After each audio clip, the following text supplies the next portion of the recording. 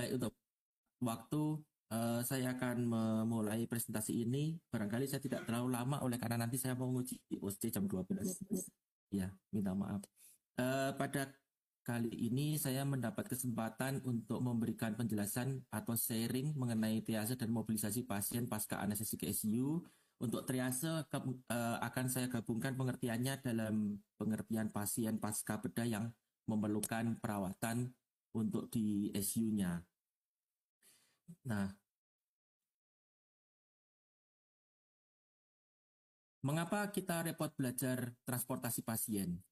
Ini adalah pasien yang sehabis operasi besar, ya, kemudian dengan perkiraan pre-anestesinya, kemudian permasalahan durasi operasinya, kita membutuhkan perawatan pasca anestesi menuju ke ICU.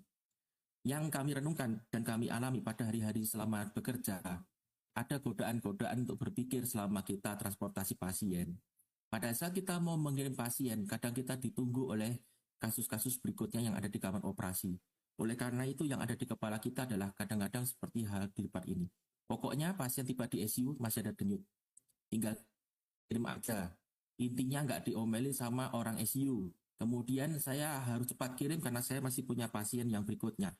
Kemudian kenapa sih saya harus berpikir repot-repot, kirim kan tinggal diantar saja ke ICU.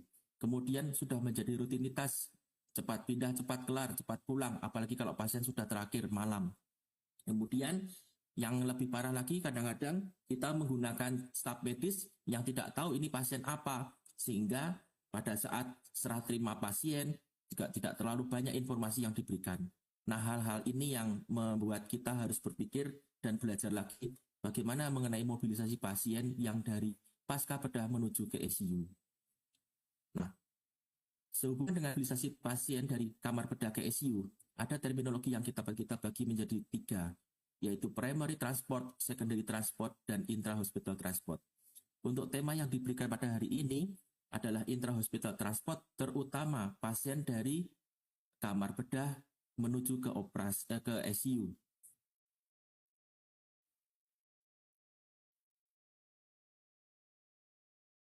Itu hemodinamik maupun tata laksana rawat intensif yang diperlukan untuk mengoptimalisasi hasil luaran pasca operasi.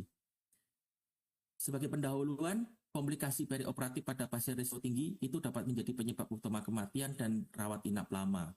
Bisa bervariasi dari 9 sampai 15%, namun apabila terjadi, dia berperan penting sebesar 80% dalam hal menimbang angka kematian. Ketersediaan bed di ruang rawat intensif di tiap rumah sakit itu sangat bervariasi. Ada yang cukup, ada yang kurang, ada yang belum memenuhi 10-20% dari jumlah bed di rumah sakit. Sehingga hal-hal tersebut dapat memengaruhi dan berperan terhadap mortalitas pasien pasca pembedahan yang memang sebelumnya sudah dicanangkan sebagai pasien yang berisiko tinggi. Pun tata laksana dalam 24 jam pertama pasca operasi itu menentukan outcome daripada pasien. Sehingga secara keseluruhan penilaian praoperatif, persiapan praoperasi, kemudian tindakan intrabedah, intervensi dari kita sebagai anestesi, maupun tata laksana pasca operasi, itu sangat menentukan hasil luaran dari pasien. Ini adalah sebuah jurnal yang mengatakan bahwa adanya kejadian yang buruk pada saat transportasi itu dapat terjadi dengan insiden dari 1, sampai 75%. Dan pada penelitian lain didapatkan setinggi 80%. Ini sangat bervariasi. Nanti kita akan lihat pada slide-slide berikutnya, ada beberapa penelitian yang mau memperlihatkan bahwa kejadian apa saja sebetulnya yang dapat mempengaruhi selama transportasi pasien sakit kritis dari kamar bedah menuju ke kamar ICU. Nah, tugas dan tanggung jawab kita adalah 1, sebelum operasi pasien harus diidentifikasi. Kemudian kalau bisa dioptimalisasi. Oleh karena itu, itulah gunanya anestesia preoperatif. Kemudian itulah juga gunanya kita melihat sebelum pasien dibius. Ya, pre-op itu sangat perlu. Kita kadang juga mendapat laporan dari keperawatan. Akan tetapi kita harus mengkonfirmasi kondisi pasien. Apalagi pasien-pasien dengan asa yang tinggi, kita harus melihat langsung. Sekaligus kita memberikan KIE dan informed consent.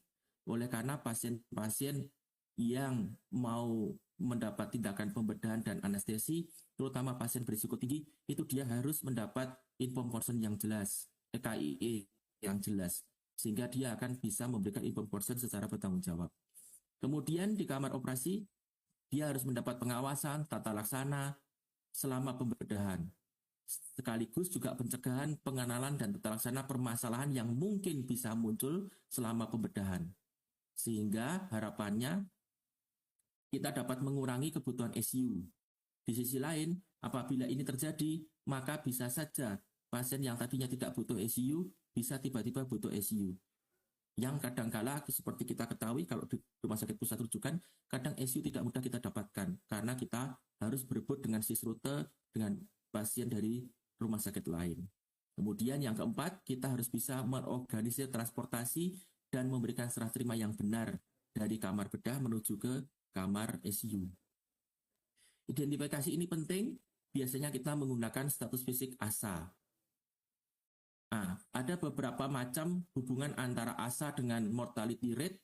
Dikatakan bahwa pada beberapa penelitian ini menunjukkan bahwa untuk ASA 4 itu mortality rate-nya bisa bervariasi dari 7,8 sampai 25,9, 18,3, dan 11,14. Jadi sekitar 10 sampai 20%. Jadi pada pasien-pasien dengan perburukan ASA, itu kita akan menghadapi ancaman pasien yang masuk kategori risiko tinggi yang bisa dapat berakhir pada kematian. Oleh karena itu kita harus sangat hati-hati mengelola pasien-pasien seperti ini. Ini adalah gambaran ASA yang komplit saya dapatkan, nanti bisa di-sharing dari baik dari adult, pediatrik, obstetri, dari ASA 1, 2, 3, 4, 5, 6. Mungkin bisa dibaca sendiri karena waktu, tetapi saya ringkaskan. ASA 1 adalah pasien normal sehat. ASA 2 pasien dengan sakit yang ringan. ASA 3 sakit berat. ASA 4 sakit berat dengan resiko kematian yang konstan. Ya, biasanya pasien-pasien dengan hemodinamik tidak stabil atau pasien-pasien dengan komorbid yang tidak teratasi itu berbahaya pada waktu pembiusan, sehingga kita bisa masukkan ini sebagai ASA 4. Tetapi pasien-pasien dengan komorbid yang telah mendapat tata laksana, telah dikonsultasikan dengan bagian terkait sebelumnya, seperti DDEM, hipertensi heart disease, ADHF yang sudah stabil, gangguan katup yang sudah distabilkan, itu bisa dimasukkan kategori ASA 3. Kemudian ASA 5 adalah pasien yang seperti sekarat, ya, moribund, berpeluang besar terhadap kematian. Kemudian ASA 6 itu brain dead untuk donasi. Secara garis besar, identifikasi pasien yang risiko tinggi adalah pasien-pasien yang berikut ini, yaitu kategori pasien yang istilahnya ringkih atau rapuh, ya. Pasien dengan kardiorespiratori yang berat, akut miokard infark, PPOK, stroke, riwayat, kemudian penyakit dengan gangguan keterlibatan vaskuler terutama aorta, kemudian penyakit geriatri 70 tahun dengan cadangan fisiologis yang terbatas pada satu atau lebih beberapa organ vital, jantung, paru, ginjal, otak, kemudian pembedahan ekstensif karsinoma, akut abdomen dengan hemodinamik tidak stabil, misalnya peritonitis, perforasi usus, kemudian trauma tumpul abdomen yang tidak stabil hemodinamik, dan sebagainya. Kemudian kehilangan darah banyak, sepsis, gagal napas dengan gangguan udin paru, kemudian kebutuhan ventilasi lebih dari 48 jam, dan adanya gagal ginjal. Semua ini membutuhkan stabilisasi sebelum operasi, perhatian khusus selama intraoperasi, dan barangkali perlu terapi rawat intensif pasca operasinya. Inilah yang harus kita identifikasi supaya kita bisa mempersiapkan pasien sebelum, saat operasi, dan setelah operasi. Kemudian ini ada skor P-POSUM, ya. Skor ini untuk menghitung mortalitas pada pasien dengan risiko tinggi. Ada 12 faktor fisiologis dan 6 faktor bedah. Tapi ini bisa dengan kalkulator, oleh karena rumusnya itu agak susah, sehingga kita hanya memasukkan saja angka-angka ini mau menghitung berapa mortalitasnya. Ya. Tentu dengan permasalahan-permasalahan ini kadang bisa berubah skornya kalau kita dapat stabilisasi sesaat sebelum atau sedang dioperasi. Nah, tidak semua pasien berisiko tinggi perlu dipindahkan ke ICU setelah pembedahan. Artinya, kalau kita bisa menstabilkan, kadang pasien yang kita perlukan ke ICU akhirnya tidak jadi ke ICU. Oleh karena itu kalau saya bahasanya adalah backup.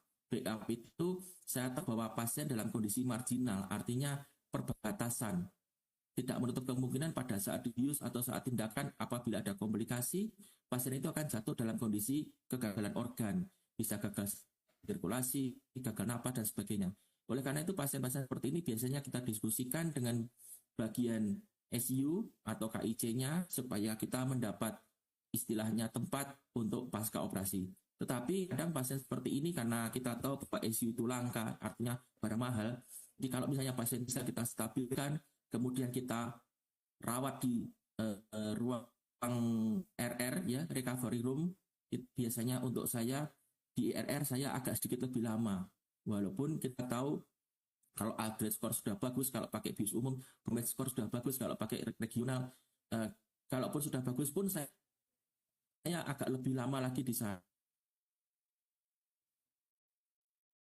Jadi seperti tadi yang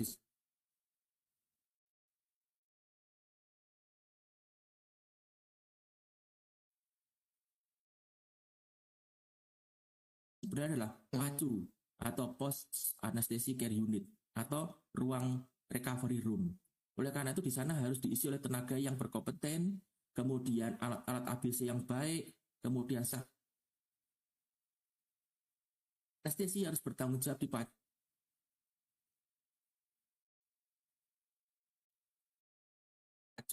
Oleh pindahnya kemana, apabila ke ICU dia harus segera komunikasi sendiri dengan orang ICU atau penanggung jawab ICU. Ya, kunci pokoknya adalah tidak semua kita masukkan ke ICU, tetapi kita pilah-pilah berdasarkan prioritas, dan kuncinya adalah kita patuh pada prioritas ICU.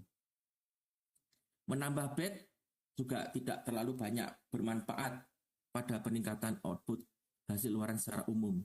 Tetapi menambah bed itu hanya bahkan memperbanyak pasien masuk yang tidak sesuai prioritas. Ya. Kemudian kepentingan kita di RR dengan pemantauan yang baik adalah supaya tidak ada keterlambatan bila pasien yang perlu ICU, dia harus ke ICU. Atau pasien yang tadinya prioritas 2 mau masuk ICU, tapi karena keterlambatan malah akhirnya terjadi perburukan. Jadi kita tahu bahwa di kamar bedah itu tidak terlalu banyak tenaga kesehatan yang cakap seperti di ICU. Artinya banyak di kamar bedah itu sebagai tenaga instrumen, tenaga anestesi yang pun sibuk di dalam, ya, sibuk sebagai penata. Sehingga RR ini suka tidak suka kadang kita melihat sebagai bagian yang terpisah. Sebetulnya nggak boleh. RR itu satu kesatuan dengan OK dan dia harus mendapat perhatian khusus juga. Kadang-kadang kita melihat bahwa kalau sudah sampai RR itu kayak stresnya saya sudah berkurang gitu. Padahal enggak, di RR itu pasien itu menghadapi masalah baru. Nyeri, gangguan hemodinamik, hipotermi, kemudian risiko mual muntah, dan sebagainya. Oleh karena itu, RR itu sangat penting untuk menjadi perhatian bagi kita bersama. Seorang ahli anestesi juga bertanggung jawab di sana. Saat saya sudah bilang, di RR dia harus tanggung jawab kapan dia memindahkan pasien, kemana, dan bagaimana timbang sarannya. Kemudian, tadi saya sudah sebutkan, optimalisasi kondisi pasien perlu dilakukan sebelum dan selama pembedahan. Mungkin konsul dengan DPJP terkait, bagian terkait interna, kemudian mungkin bagian jantung, dan sebagainya, supaya pasien itu optimal. Sehingga kita harapannya tidak semua pasien itu masuk ke ICU. Karena ada istilah ICU without wall juga. Jadi kita sebagai anestesi juga bisa mengelola pasien-pasien dengan risiko tinggi yang pasca ICU tapi masih bisa tidak memerlukan alat bantu napas ataupun terapi titrasi. Tetapi tetap dengan pengawasan ketat. Itu namanya ICU without wall. Jadi untuk mengurangi kebutuhan ICU yang memang barangkali di beberapa rumah sakit masih termasuk barang langka. Karena bednya itu saling berebut. Ya. Sehingga kuncinya adalah menjaga parameter, bahkan terutama saat pasien tidak dikirim. Jadi di setiap angka di mana dia harus dijaga stabilisasinya. Baik pre-op, sesaat sebelum dibius, intra-op, post-op, di RR, dan saat diantar. Itu semua stabilitasnya.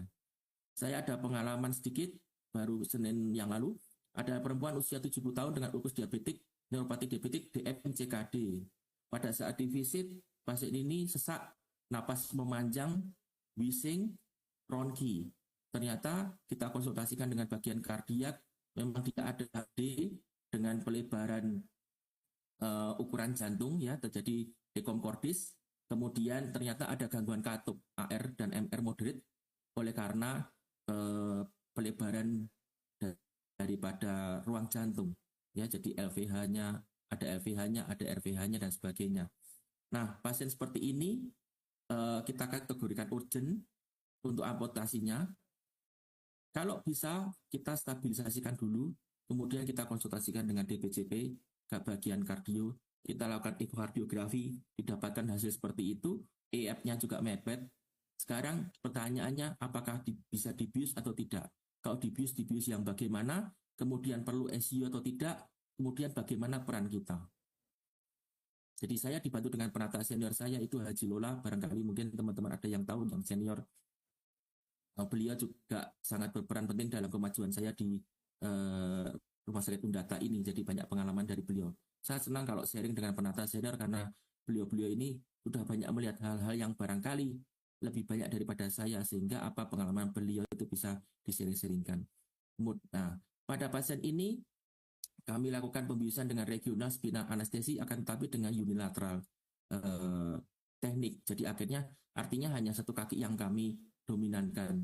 Kami gunakan 10, walaupun sebetulnya teorinya adalah 5-7,5 miligram bupropion, kemudian kami tambahkan bentanil 15 mikrogram. Kemudian kami miringkan selama 5-7 menit. Setelah itu kita telentangkan. Baru kita persilakan bagian bedah untuk melakukan amputasi. Ternyata amputasinya setinggi genu. Kemudian kita lakukan pemantauan hemodinamik. Sesaat setelah masuk obat sempat turun, tensinya 99/51. Kita sudah siapkan semua, ya. Kalau sudah gangguan jantung begini, kita sudah siapkan. Diguyur terlalu banyak juga tidak boleh. Kita juga tidak boleh terlalu lama juga membiarkan dia dalam tensi yang turun, sehingga kita hanya bisa melakukan pemberian loading cairan terbatas dan persiapan inotropik dan vasopresor. Kan tetapi syukur hanya sekali saja turun setelah diberikan epidrin sekali 10 mg, ternyata bisa naik lagi dan tidak turun lagi. Jadi monitoring hemodinamik, teknik, persiapan dan sebagainya sangat bermanfaat pada pasien ini, sehingga puji syukur dia tidak sampai masuk ke ICU atau SU, karena sebelumnya kita sudah backupkan pasien ini mau masuk ke ICU atau SU. Nah, sehubungan dengan kriteria masuk ICU, maka kita perlu ketat berjaga. Pasien prioritas 1 sangat kritis yang membutuhkan alat bantu napas dan obat-obatan titrasi. Prioritas 2 pemantauan ketat. Prioritas 3 sakit kritis namun potensi sembuh kecil. Jadi kita harus patuh terhadap prioritas ini, koordinasi dengan SPAN yang bertanggung jawab di ICU, supaya kita dapat melakukan pilah pasien dan betul-betul ruangan yang terbatas itu dapat kita gunakan untuk mereka yang betul-betul memiliki harapan hidup dan dapat dioptimalkan untuk terapinya. Kalaupun pasien itu butuh ke ICU, maka seorang ahli anestesi harus bertanggung jawab dalam menentukan tingkat perawatan bersama dengan ahli bedah yang terlibat. Diskusi. Saya mengutamakan diskusi di sini. Saya sering diskusi dengan bedah. Kamu mau apa? Tindakanmu apa? Harus jujur. Kemudian saya juga punya pasien seberapa beratnya. Saya mau apakan dulu. Jalan tengahnya apa? Jadi diskusi itu yang sering kadang-kadang menjadi macet antara anestesi dengan bedah. Nah, kita sebagai tenaga yang bekerja di kamar operasi harus keluar dari batas-batas pagar yang membatasi kita dengan mereka. Jadi kita harus menampilkan diri kita sebagai sejawat yang sejajar dengan keilmuan kita. Kita tanya kita mau apa, dokter bedahnya mau apa, kemudian efeknya apa terhadap pasien ini, kemudian pasien ini yang tadinya modalnya bagaimana, kita diskusikan bersama untuk dioptimalisasikan seperti apa dan bagaimana pasca perawatan, pasca operasinya. Ya, apabila tiba-tiba pasiennya butuh ICU, harus segera diberitahukan ke ICU informasinya supaya ICU bisa bersiap-siap. Pemberitahuan sedini mungkin, komunikasi praserah terima. Jadi pada pasien-pasien yang mau ke ICU itu jangan dikirim langsung ya, karena pengalaman di ICU manapun dia membutuhkan persiapan, entah itu persiapan bed, entah itu persiapan ventilator dan sebagainya. Sehingga pada akhir operasi sebagai anestesi kita harus menginformasikan 30 menit sampai 60 menit sebelum pembedahan berakhir. Kita sudah mau selesai, pasiennya sampai sini, kita butuh ICU karena terjadi ini. Atau karena ada kejadian ini, atau tujuannya apa. Kemudian sebelum memindahkan pasien juga harus diberikan peringatan lagi, telepon sekali lagi atau dikontak sekali lagi. Sudah siap, pasien segera kita pindah ya. Gitu. Semua ini untuk apa sebetulnya tujuannya? Untuk menunda delay, untuk menunda keterlambatan persiapan. Karena pasien seperti ini dia membutuhkan langkah-langkah yang cepat, memindahkannya harus cepat, tapi gentle. Kemudian setelah di ICU tidak boleh lama-lama lagi nunggu, harus segera diterima oleh orang ICU, kemudian pindah bed, pasang monitor, sambung ventilator, stabilkan semuanya, sehingga tidak ada periode dia akan mengalami gangguan di luar perkiraan. Karena itu semua akan meningkatkan stres metaboliknya dan menambah beban terhadap fisiologisnya yang mungkin sudah terganggu atau sudah berada dalam keterbatasan. Pengorganisasian tetap menggunakan SOP, harus dipatuhi siapa yang mengirim, siapa yang menerima, berapa yang ngirim, apa yang mau dioperkan. Ya. Apabila ada kejadian buruk selama transportasi harus dilaporkan. Beberapa bisa terjadi oleh karena sebab alat, pasien, atau kita yang mengantar. Oleh karena itu harus ada checklist. Kalau mau mengantar pasien ke ICU, apa yang harus kita siapkan? Itu semua harus ada. Ya. Nah, kemudian efek fisiologi. Kita tahu bahwa pasien yang mau dikirim itu adalah pasien yang sudah punya keterbatasan fisiologi atau pasien yang mengalami gangguan fisiologi. Yang sialnya dia ditambah tindakan operasi yang di satu sisi sebetulnya mau membantu mengatasi masalah anatominya, tapi di sisi lain ternyata juga memiliki dampak terhadap fisiologinya. Oleh karena itu, pada saat mentransportasikan pasien sakit kritis, itu kita harus lebih jeli, lebih hati-hati, dan lebih waspada. Mengapa? Karena ada dua mekanisme utama, yaitu pada saat kita mendorong bed, itu ada gerakan akselerasi dan deselerasi yang akan mempengaruhi fisiologi, hemodinamik, pernapasan, neurologis, psikologis, dan nyeri. Di sisi lain, ada perubahan lingkungan di sekitar pasien, dari kamar operasi ke brankar, kembali ke ICU. Semua itu kalau kita tidak siapkan akan menambah stres fisiologis tambahan. Nanti akan kita uraikan apa dan bagaimana akselerasi dan deselerasi itu dalam mempengaruhi sistem organ pada pasien yang sakit kritis. Nah, perubahan fisiologis pada pasien itu bisa berupa respirasi, pasien desaturasi saat dikirim. Kemudian heart rate-nya bisa naik, bisa turun, tensinya bisa naik, bisa turun. Kemudian sistem saraf pusat bisa terjadi peningkatan intracranial pressure atau TTIK. Yang seperti ini seharusnya bisa diantisipasi apabila pasien itu sudah dipersiapkan sesaat sebelum dikirim. Kemudian ada lagi faktor tadi sudah diuraikan, lingkungan baru tidak dikenal, kemudian fasilitas terbatas, hati-hati, ketersediaan tabung oksigen. Beberapa saya menemukan pada saat dioperasi aman. Pada saat mau dikirim, ternyata menunggu. Kenapa?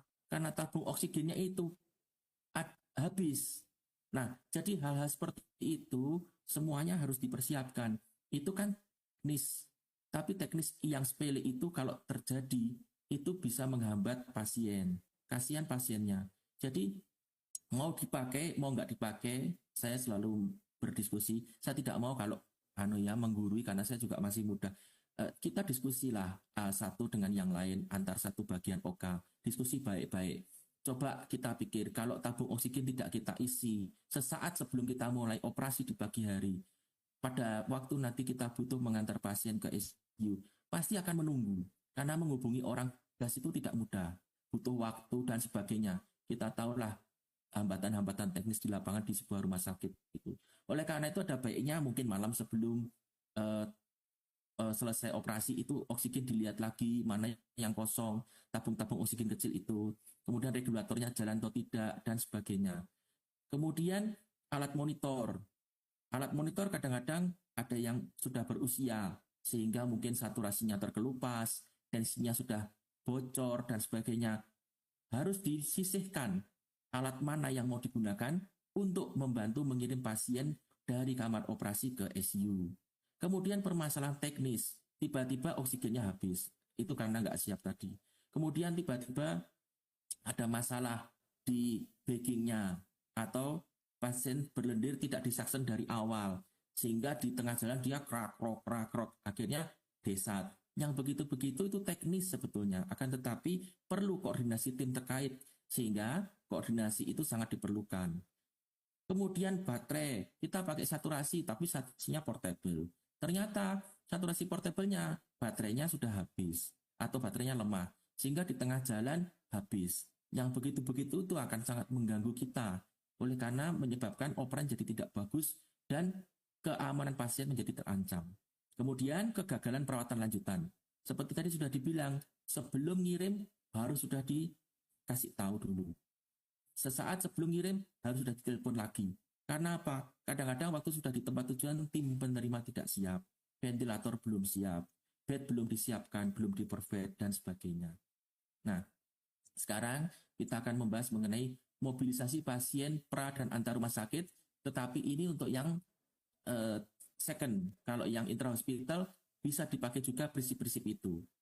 Jadi yang saya tekankan adalah mobilisasi pasien di dalam RS, rumah sakit dengan menggunakan berangkar.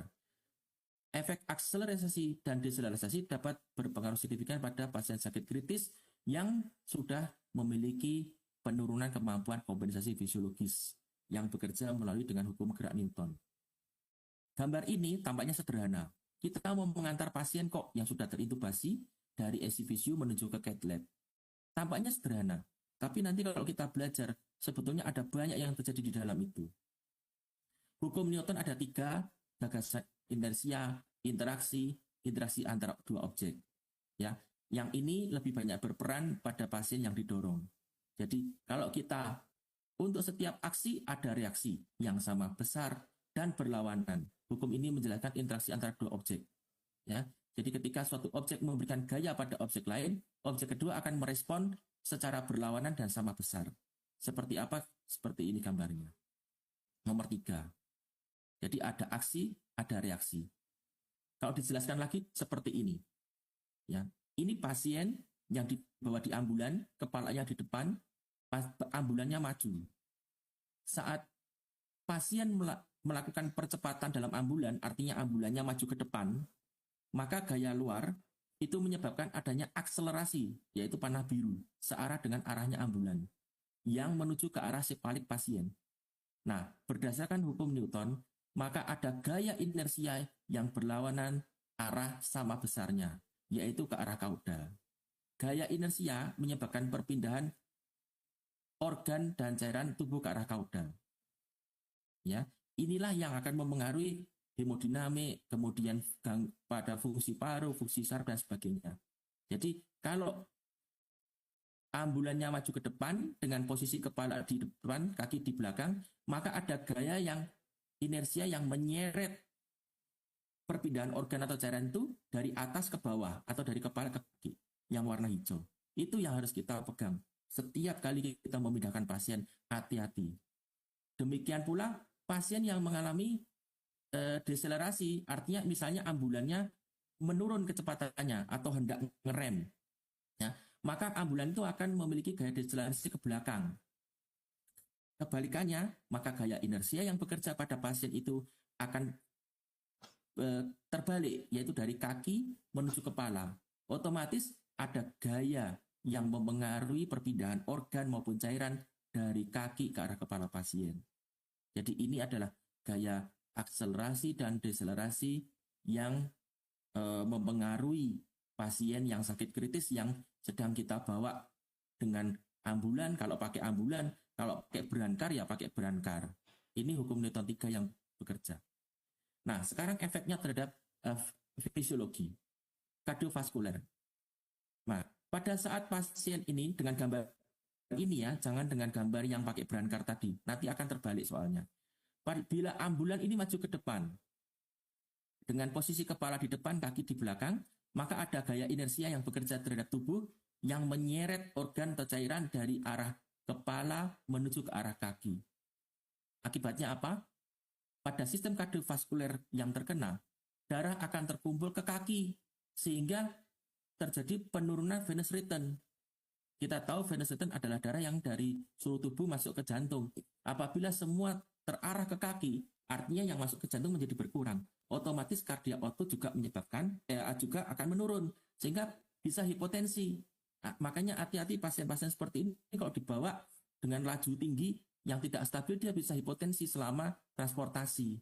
Nah, apabila pasien ini sepsis ataupun vasodilatasi, maka maka hasilnya akan tambah jelek lagi, ya, sehingga kadang-kadang pasien seperti ini memerlukan inotropik maupun vasopresor.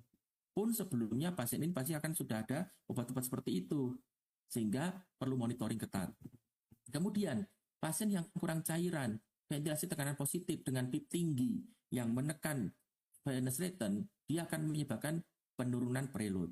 Hasil akhirnya adalah hipotensi lagi. Di sisi lain, neurological system, hipotensi menyebabkan penurunan perfusi cerebral.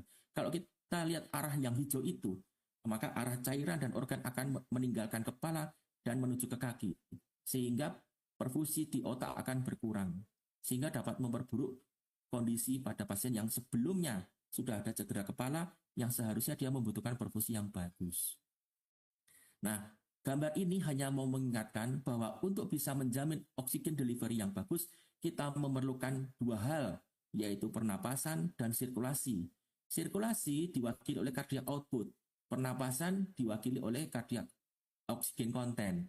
Cardiac output hasil perkalian antara heart rate dan stroke volume, di mana stroke volume dipengaruhi oleh preload, contractility, dan afterload. Sedangkan oksigen kontennya adalah oksigen yang terikat pada sel darah merah, HB, ataupun pada plasma. Sehingga dengan memahami persamaan ini, maka kita dapat menjaga pasien yang sedang dalam posisi transportasi. Dijaga cairannya, dijaga kontraktilitasnya, dijaga afterloadnya, dijaga pasokan oksigennya supaya jangan sampai terjadi hipoksia.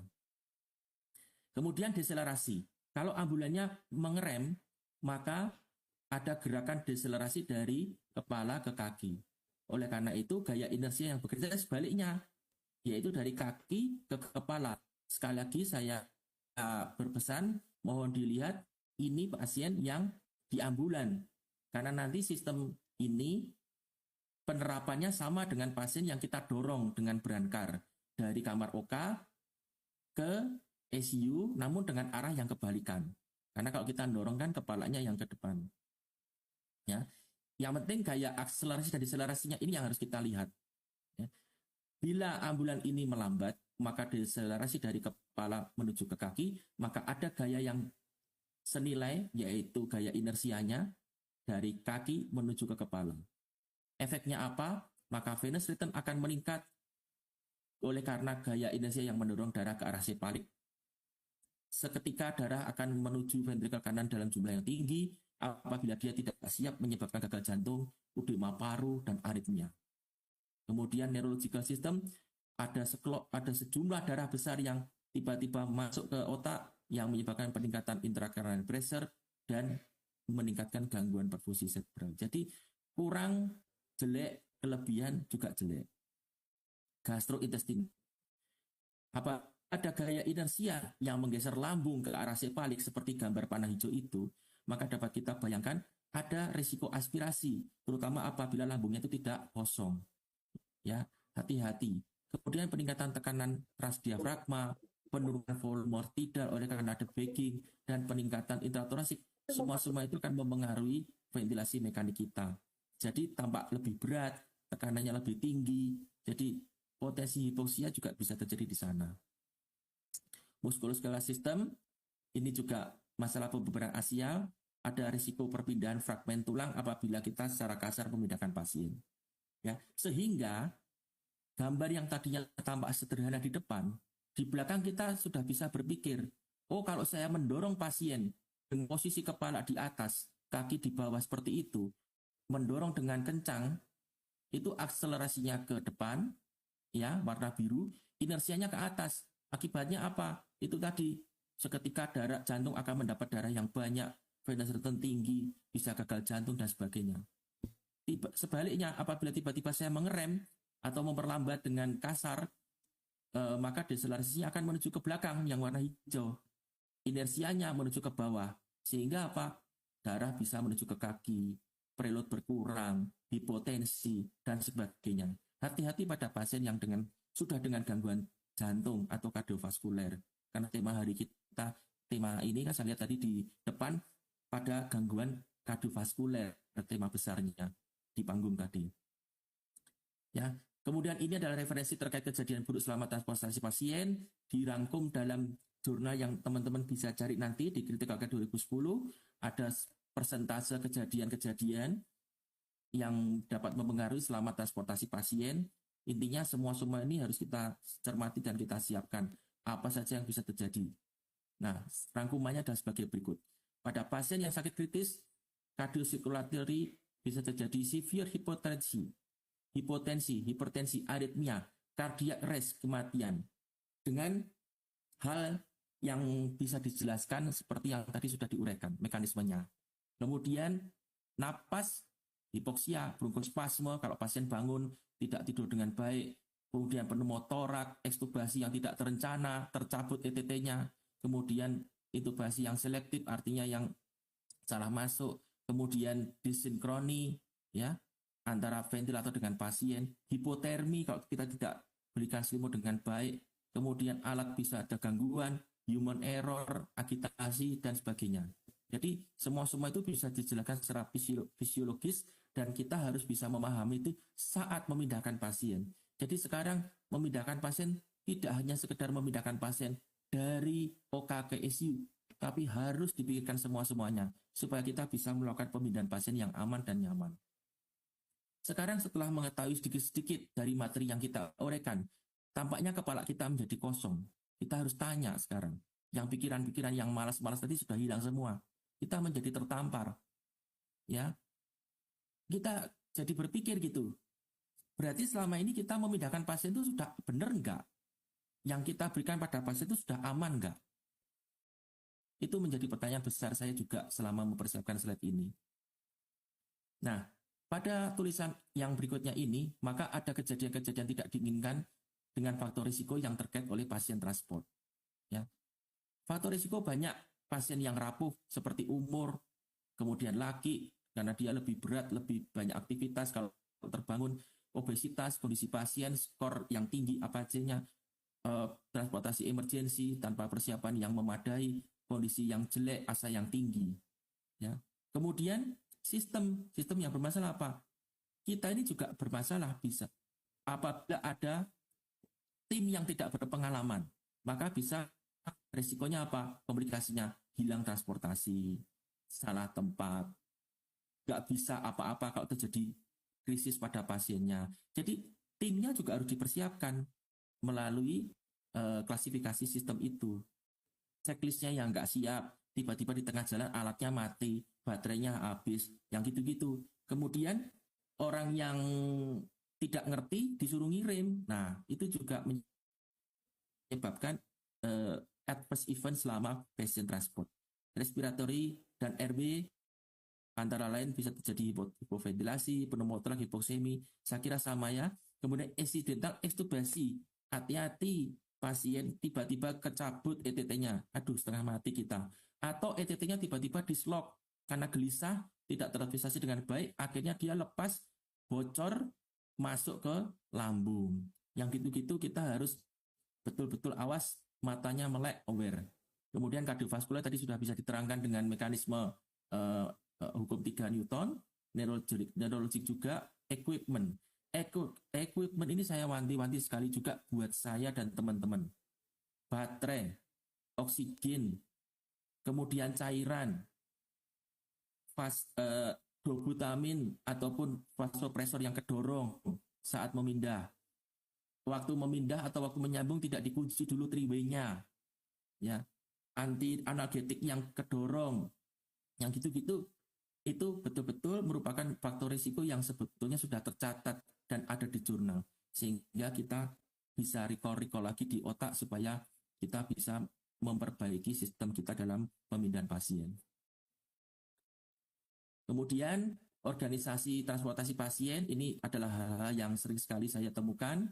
Hati-hati, sengaja tidak kebolus, atau kadang-kadang pada pasien yang tidak stabil, kita berikan dulu bolus obat vasoaktif secara sengaja. Kenapa? Dengan tujuan supaya di jalan bagus. Ternyata itu adalah hal yang sebetulnya tidak disarankan. Kalau memang pasien itu belum siap, kita harus siapkan dulu, kita tunggu dulu. Kita berikan dulu titrasi, mungkin inotropik, vasopresor. Setelah stabil, baru dilakukan pengiriman. Jangan sebelum dikirim tensinya turun, kemudian diberikan bolus vasoaktif, memang tensinya naik. Tapi tensi naik itu hanya menyenangkan kita sesaat saja. Dan itu betul-betul tidak aman buat pasien. Karena pada saat dikirim, oh tensinya bagus kok, angka di monitor bagus. Ternyata sampai di ICU setelah yang ngirim pergi, jebol lagi. Nah, jadi efek-efek yang sifatnya singkat ini justru malah menyebabkan ketidakstabilan hemodinamik yang amplitudenya lebih tinggi, simpangannya. Tensinya bisa tinggi sekali, habis itu turun sekali. Nah, itu tidak bagus untuk perfusi dan untuk end organ targetnya. Ya, oleh karena itu hati-hati, jujurlah dalam memberikan timbang saran saat operan, selama transportasi apa yang terjadi harus jujur karena semua itu demi pasien. Kemudian juga hati-hati jangan sampai kedorong, karena kalau kedorong vaskonnya atau norepinefrinnya kedorong debutaminnya, pasien tiba-tiba bisa tensi 200. Untung syukur-syukur kalau nggak terjadi VT-VF. Ya, jadi saya pesan hati-hati pada saat memindah, nggak usah kemerungsung. Yang penting persiapkan pelan-pelan alatnya, perfusor atau ekstensinya betul-betul diuraikan dengan baik, baterainya, siring pumpnya harus disiapkan dengan baik, ditata yang bagus, baru dipindahkan. Dan sebaiknya ada daftar checklist yang kita punyai di daerah atau di lokal atau di tempat kita bekerja supaya kita screeningnya bagus saat mau ngirim pasien. Nah, ini salah satu contoh screeningnya, nanti bisa dibaca karena waktu. Nah, sekarang gambar yang sama dengan orang yang sama dengan otak yang berbeda.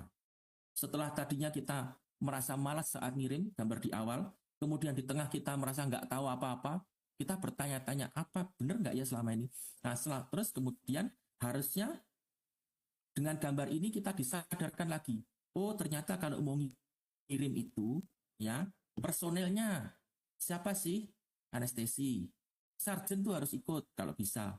Kemudian anestesi atau ICU nurse, paling tidak 3 orang. Itu satu pegang RW, satu pegang kaki, satu itu nanti jaga-jaga kalau ada apa-apa. Ya, monitornya pakai monitor portable di bawah, monitor ya yang kecil. Kemudian ventilasi dan resuscitation equipment, cupnya ada nggak, bagus nggak posisinya. Terus kita perlu bawa laringoskop nggak kalau ada apa-apa di jalan. Ada nggak difficulty airway? Suction sudah disiapkan belum? Pasiennya sudah disedot belum lendirnya sebelum berangkat? Kemudian ambubeknya jalan nggak? Kalau itu pakai gesturnya bekerja dengan baik nggak? Pipnya masih bagus nggak? Ya, oksigen sumbernya cukup nggak? Kemudian perlu nggak pakai defibrilator, perfusor dan sebagainya? Kalau pakai infus pumpnya jalan nggak? Gitu. Itu alat ventilasi, obat resusitasi ada di kanan. Obat resusitasi, kemudian obat-obatan titrasi untuk menjaga hemodinamik, kemudian obat analgetik, obat sedasi itu ada di kanan semua. Apa yang mau dibawa, nggak mungkin juga kita akan bawa semua, tetapi artinya kita punya pertimbangan khusus mau bawa obat apa aja, pasiennya seberat apa, sestabil apa. Kemudian monitoring, apa yang mau dilihat, ECG, tensi, saturasi, kapnografi kalau ada, temperatur kalau ada. Belum lagi nanti kalau misalnya dia IABP atau invasive blood pressure, misalnya adrenalin, kemudian CVP, hati-hati jangan sampai ketarik CVP waktu mindah dan sebagainya. CVP-nya itu mau diaktifkan atau tidak waktu dipindah, atau perlu menggunakan invasif yang monitoring, yang semua dipasang pada saat pindah. Jadi semua itu harus disiapkan. Ya, Sehingga sekarang memindah tampaknya kan menjadi sesuatu yang sistematis dan terorganisir, bukan sekedar memindah pasien seperti memindah apa ya, seperti memindah beban tugas dari OK menuju ke ICU gitu.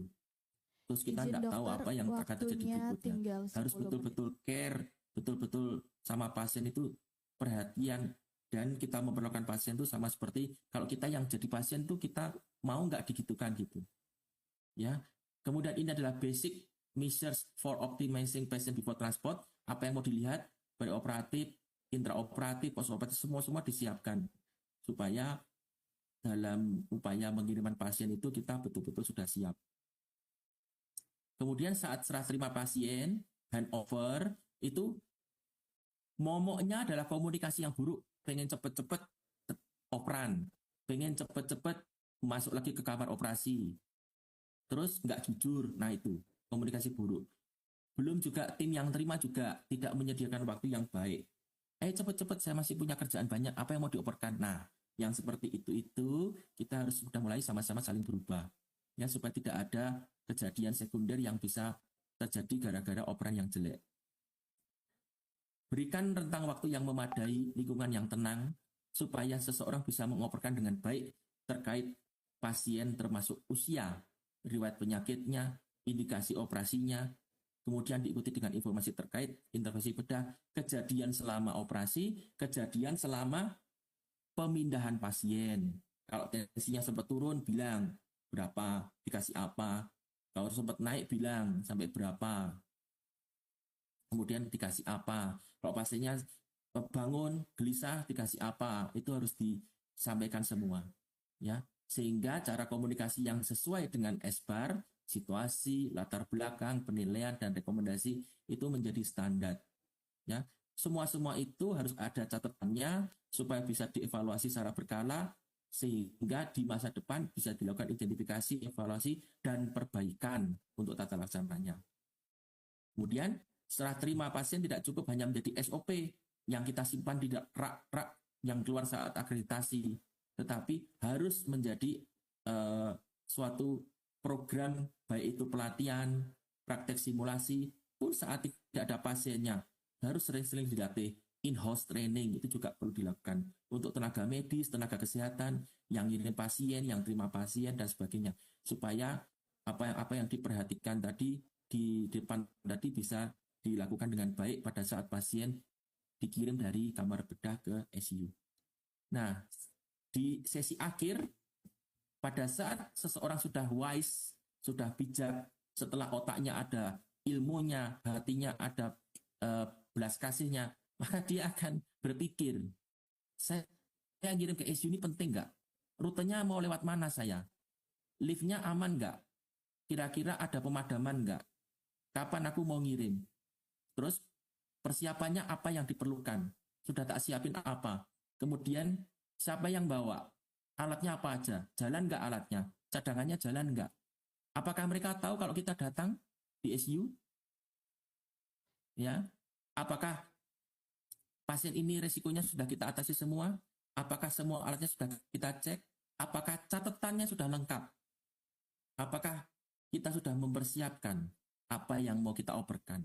Sehingga sekarang mengoperkan pasien atau memindahkan pasien itu adalah suatu tindakan yang sederhana tapi sistematis dan terorganisir. Lengkap, tidak membahayakan pasien, dan pada akhirnya akan dapat meningkatkan hasil luaran. Simpulan, pemindahan pasien sakit kritis dalam rumah sakit memiliki risiko berupa penurunan cadangan fisiologis dan perburukan selama transportasi, terutama pada pasien-pasien yang high risk ya, yang sudah memang status fisik ASA 3 atau 4 yang memang memerlukan ICU ke belakangnya. Semua ini oleh karena adanya perubahan fisiologis pasien ditambah dengan kejadian dari luar yang bisa memperburuk hasil luaran. Seorang ahli anestesi harus berpartisipasi dalam desain sistem transportasi pasien. Harus bisa mengarahkan, harus bisa mendesain atau menjalin suatu sistem yang baik untuk transportasi. Kemudian checklist harus ada, mencakup kesiapan pasiennya, peralatannya, dan tenaga yang mengirim. Kemudian perubahan fisiologis harus ditindaklanjuti dan didokumentasikan, kemudian diserah terimakan saat pasien di ICU.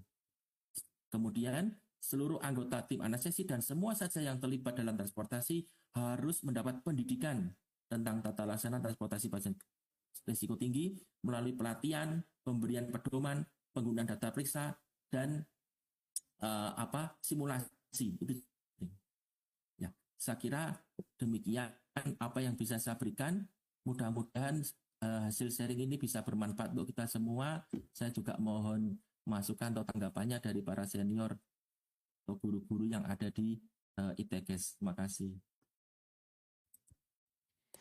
Baik, terima kasih kami ucapkan kepada Dr. Antonius Budi Santoso atas materi yang sangat bermanfaat. Baik, selanjutnya kita akan memasuki sesi diskusi ya. Jadi untuk yang memiliki pertanyaan yang ada di ruang CH bisa mengangkat tangannya dan langsung maju ke depan.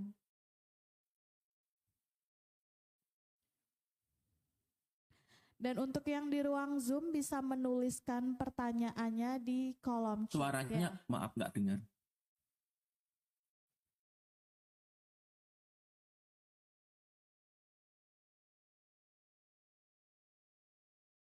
Apakah ada pertanyaan? Untuk yang di ruang CH, silakan mengangkat tangannya kalau ada pertanyaan. Atau di ruang Zoom, coba dilihat kolom chatnya apakah ada pertanyaan.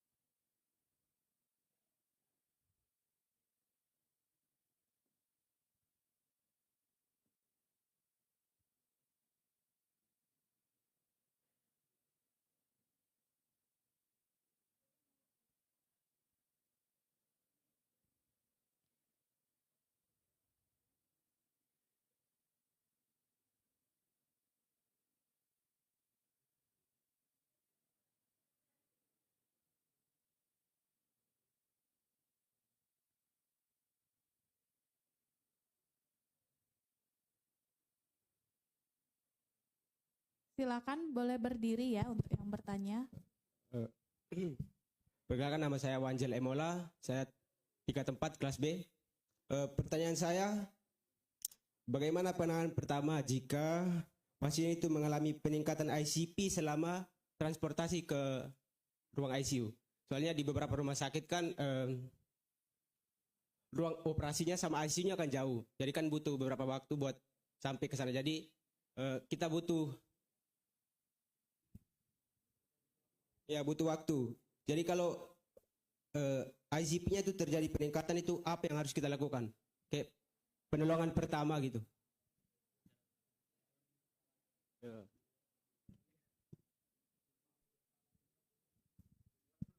Jadi pada dasarnya sebetulnya peningkatan ICP itu tidak terlampau bisa terlihat kalau tidak ada monitoring khususnya. Nah, kita bisa perkirakan ICP itu meningkat kalau memang terjadi peningkatan hemodinamik, misalnya tensi yang meningkat, baterai yang meningkat.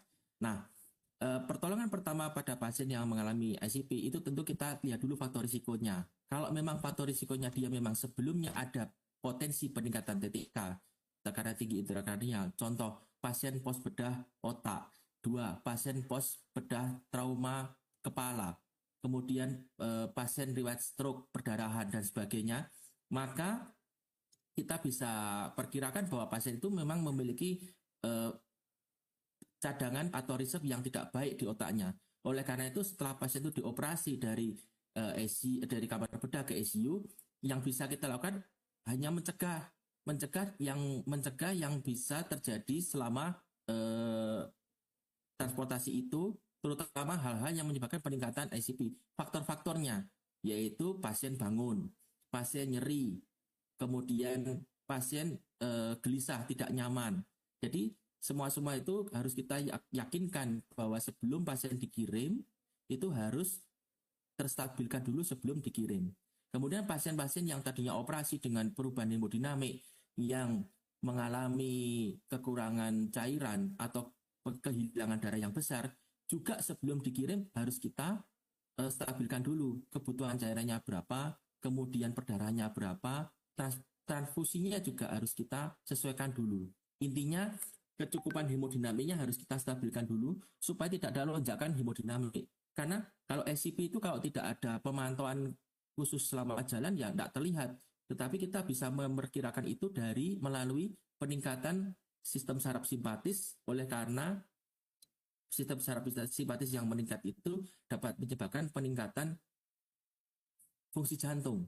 Dan fungsi jantung itu akan meningkatkan heart rate dan tensinya yang pada akhirnya akan mempengaruhi SCP. Karena tadi ada persamaan di MAP-nya itu. Jadi kita hanya bisa intervensi MAP-nya untuk yang ditransportasi. Saya kira itu. Baik, terima kasih dokter atas jawabannya. Apakah sudah bisa dipahami? Cukup? Cukup. Oke, kalau cukup, yang lain apakah ada pertanyaan lagi? Silakan diangkat tangannya. Oke. Panitia, mic-nya tolong.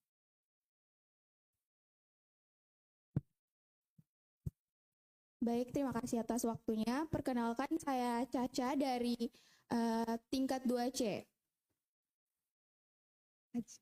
Jadi pertanyaannya itu tadi pada slide itu disebutkan bahwa deselerasi itu dapat meningkatkan ICP. Jadi pertanyaannya itu, jika deselerasi dapat meningkatkan ICP, mengapa prinsip neuroproteksi itu jarang pada SOP pada saat kita memindahkan pasien dari ruang operasi ke ruang ICU atau ruang recovery? Mungkin hanya itu saja yang dapat saya tanyakan. Terima kasih. Ya, brain resuscitation yang ditanyakan ya? Neuroproteksi ya? Iya, Dok. Sebetulnya digunakan pada saat pre dan intra operasi sama pasca operasi. Inilah yang sering kita temukan bahwa pada saat pemindahan pasien itu tampaknya masih menjadi hal yang tidak terlampau dilihat begitu. Padahal sebetulnya pemindahan pasien itu juga memerlukan konsep-konsep brain resusitasi ataupun neuroproteksi.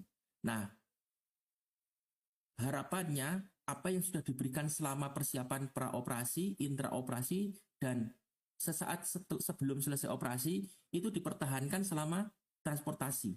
Nah, pasien-pasien misalnya, pasien-pasien cedera kepala berat dengan penurunan GCS, dia mendapatkan brain resuscitation, ABC, neuroanestesi, ABC, airway breathing circulation, drugs, dan environment.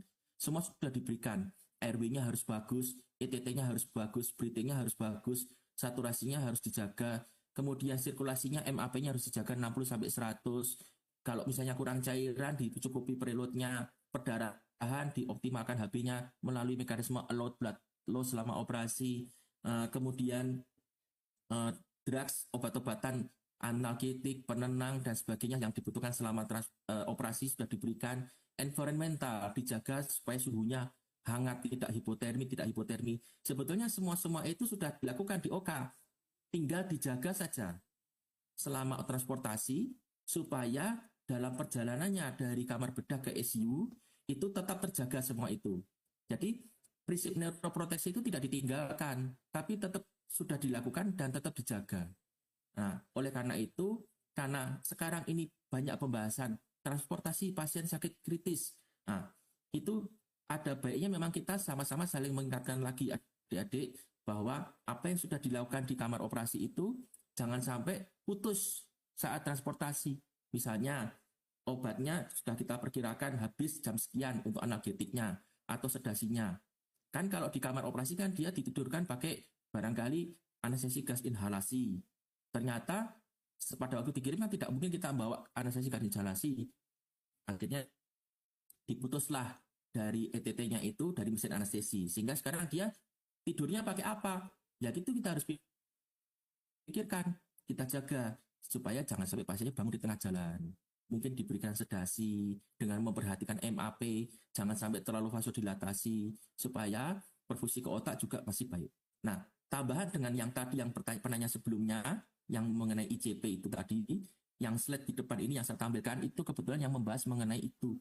Jadi, untuk menjaga cerebral perfusion, kita harus menjaga MAP-nya. Ya, MAP-nya ini yang kita bisa lihat melalui monitoring hemodinamik. Sehingga itulah yang kita bisa jaga. Jangan sampai terlalu tinggi, jangan sampai terlalu rendah pada pasien yang sudah ada kecenderungan ICP yang tinggi. Itu. Sekalian melengkapi yang pertama. Kira-kira begitu? Oke, baik dokter. Terima kasih atas jawabannya. Apakah ada yang bertanya lagi? Oke, silakan yang di belakang. Ini.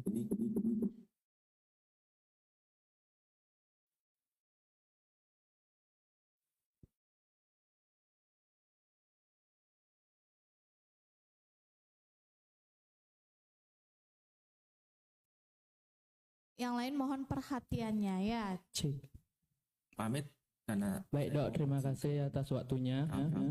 Perkenalkan nama saya Karyase dari Cik. Untuk pertanyaannya,